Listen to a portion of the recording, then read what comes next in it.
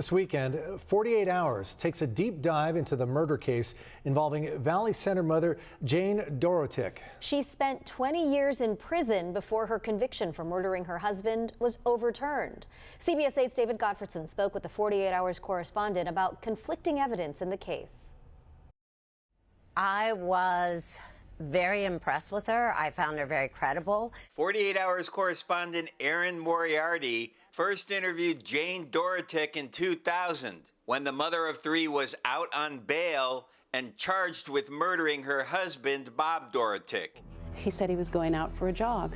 Good morning, ladies and gentlemen. In the case presented at trial, the prosecutor said Bob never went for a jog, that Jane Dorotik moved his body to where he was found after killing him in their bedroom.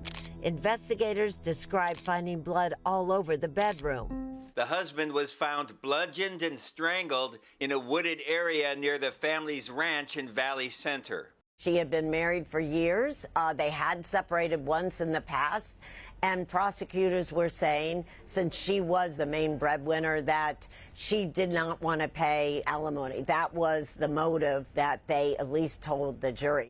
Dorotik was convicted and spent 20 years in prison, but new DNA testing on evidence in the case led to Dorotik's murder conviction being overturned. The new testing, for instance, there was a rope found around her husband's neck. Her DNA should have been on there if, in fact, she had used it. It was not. There was foreign male DNA that wasn't identified. The victim had DNA under his fingernail. Again, that did not match his wife's.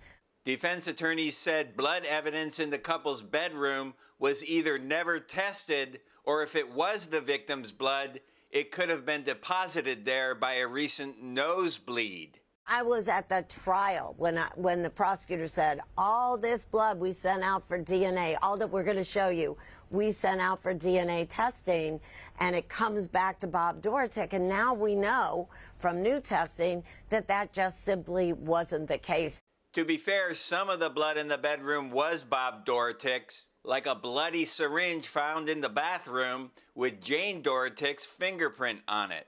The problem was there was no evidence that Bob had been injected with anything. In May of 2022, after a year-long preliminary hearing and on the eve of Dorotik's retrial, the San Diego County District Attorney's Office abruptly dropped all charges. I spent 20 years in prison for a crime I did not commit. I thought truth and justice was at the front of everything, and it certainly has not been in my case. David Gottfredson, CBS 8. Jane Dorotik has filed a lawsuit against the County of San Diego, which is still pending in federal court. The 48 Hours episode on the case airs this Saturday at 10 p.m. right here on CBS 8.